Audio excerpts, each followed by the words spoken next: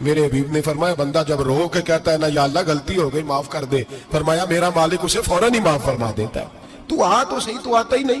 سنیں بڑی پیاری حدیث، بڑی خوبصورت حدیث، کنز المال میں دیگر کتب حدیث میں ہے۔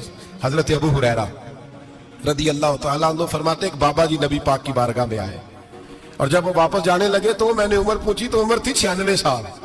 کہتے ہیں بزرگ جب آئے نا تو یہ بھویں جو ہے نا ان کی سفید ہو کے تو یوں آنکھوں پہ آ گئی۔ بڑی چھڑی بابا جی نے پکڑی ہوئی اور دونوں ہاتھ پکڑ کے نا چھڑی کے اوپر جھکے ہوئے ہیں ایک جانب، قربان جاؤں۔ کہتے ہیں جب وہ بزرگ مسجد میں داخل ہوئے تو میرے رسول نے کھڑے ہو کے استقبال فرمایا، کھڑے ہو، اور نبی کریم صلی اللہ علیہ وسلم نے آگے بڑھ کے بابا جی کو بازو سے پکڑا اور بٹھایا۔ حضور بیٹھ گئے، کہا بزرگوں کیسے آئے ہو؟ تو کہتے ہیں وہ بابا جی بات کرتے تو آنکھ کھول کے پہلے حضور کا چہرہ دیکھتے، پھر وہ بات کرتے تو ان کے لب و لہجے کے اندر بڑی پریشانی، بڑی تکلیف، بڑی مایوسی۔ عرض کرنے لگے یا رسول اللہ، حضور زندگی ساری گناہوں میں بیت گئی ہے، حضور غلطیاں ہی غلطیاں، یاد ماضی عذاب ہے، یا رب چھین لے مجھ سے حافظہ میرا۔ اے اللہ کے رسول بڑی لمبی فہرست ہے، پاپ ہی پاپ ہے، کالے سیاہ دفتر ہے۔ یا رسول اللہ صلی اللہ علیہ وسلم جب پلٹ کے دیکھتا ہوں حضور مجھے نیکی دکھائی نہیں دیتی۔ حضور اس عمر میں آپ کا ایک صحابی ملا ہے، اس نے بات سمجھائی ہے تو تھوڑا خیال آیا ہے، لیکن یا رسول اللہ صلی اللہ علیہ وسلم اب میرا وجود بیکار ہو گیا ہے، حضور بوڑھا ہو گیا۔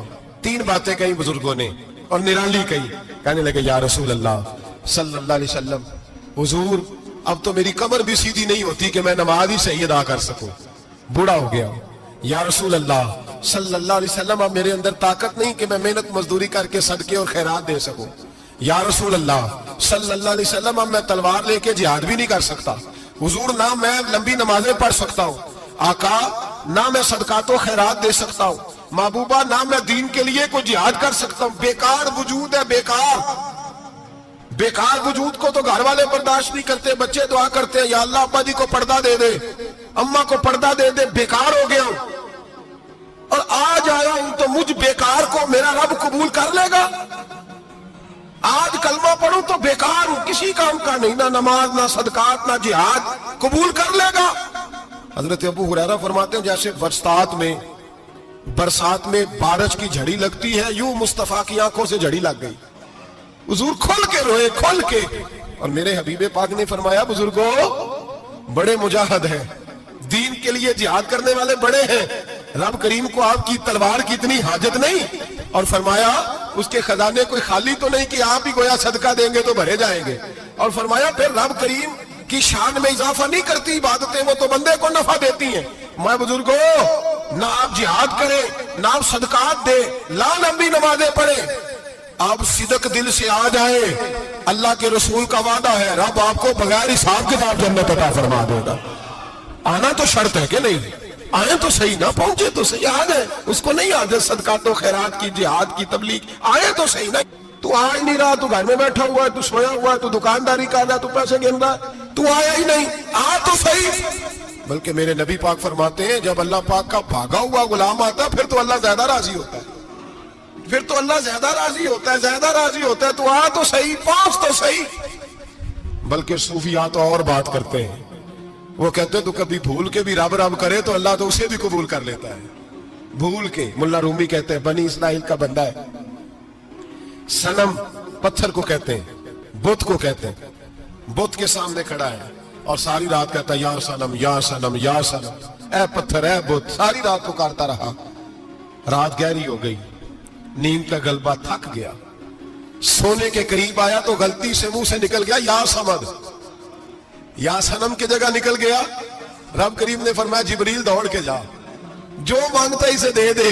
حضرت جبریل عرض کرتے ہیں مولا بھول کے تیرا نام لے رہا ہے، بھول کے لے رہا ہے، تو رب کریم نے فرمایا چل نام تو میرا ہی لے رہا ہے نا، میرا لے رہا ہے نا، یا اللہ وہ اللہ کریم نے فرمایا جھوٹے کے سامنے ساری رات کا کھڑا ہے، ساری رات کا پکار رہا ہے، اسے کچھ نہیں ملا تو سچے کا نام لیا ہے، اگر میں بھی کچھ نہ دوں اور بت میں اور مجھ میں فرق کیا رہ جائے گا؟ جہاں جو مانگتا ہے جھولی بھر کے دے، نام تو لیا ہے نا۔ او بھائی تو بہانا تو بنانا، آ تو صحیح نا، تو یہاں آ جا، پہنچ جا، آ جا، بس بیٹھ جا، اس کی بارگاہ ناز میں حاضر تو ہونا، تجھے فرصت ہی نہیں۔ تو یاروں کے لیے ٹائم نکالتا ہے، بازاروں کے لیے ٹائم نکالتا ہے، گلیوں کے لیے ٹائم نکالتا ہے، چوکوں چوراہوں کے لیے ٹائم نکالتا ہے، ہفتے میں ایک دن ہوٹلنگ کے لیے بھی جاتا ہے، لیکن کبھی چھپ کے 2 نفلوں کی تجھے توفیق نہیں ہوتی۔ اور میں کئی دفعہ کہہ چکا ہوں، جس بندے کو بغیر عبادت کے رزق زیادہ ملنے لگ جائے اس پر آزمائش ہوتی ہے رب کریم کی۔ اللہ فرماتا ہے اس کو پیسے دو، اسے آنے نہ دینا، اس کو چل پیسے دوڑ جا۔ لوگ سمجھتے ہیں میں بڑا سے ذہین و عقل مند ہوں، دیکھو میں اپنی ہوشیاری سے، چلاکی سے آگے نکل گیا، تو آزمائش ہے، یہ تو آزمائش ہے رب کریم کی طرف سے، یہ تو اس کی خفیہ تدبیر ہے۔ میرے بھائی اس کی بارگاہ ناز تک جو آ گیا، آنا تو ہماری ذمہ داری ہے کہ نہیں، پھر اس کی رحمت آگے بڑھ کے استقبال کر لیتی ہے۔ اور خدا کی رحمت کتنی زیادہ ہے، میرے حبیب کریم سید عالم صلی اللہ علیہ وسلم نے فرمایا اللہ نے اپنی رحمت کے 100 حصے کیے۔ حضور فرماتے ہیں 1 حصہ اللہ نے دنیا میں نازل کیا ہے۔ کتنا؟ 1 حصہ۔ فرمایا یہ جو ماں بیٹے سے پیار کرتی ہے، باپ بیٹے کے لیے مزدوری کرتا ہے، یہ جو بہن بھائی کے لیے روتی ہے، یہ جو بیوی شوہر کے لیے دعا مانگتی ہے، یہ جو بچے ماں باپ سے پیار کرتے ہیں، فرمایا یہ اس 1 رحمت کا نتیجہ ہے، 1 رحمت کا نتیجہ۔ تو صحابہ کہنے لگے یا رسول اللہ وہ 99 کدھر ہے؟ نبی پاک نے فرمایا رب کریم نے سنبھالی ہوئی ہے، قیامت کے دن تمہیں عطا فرمائے گا۔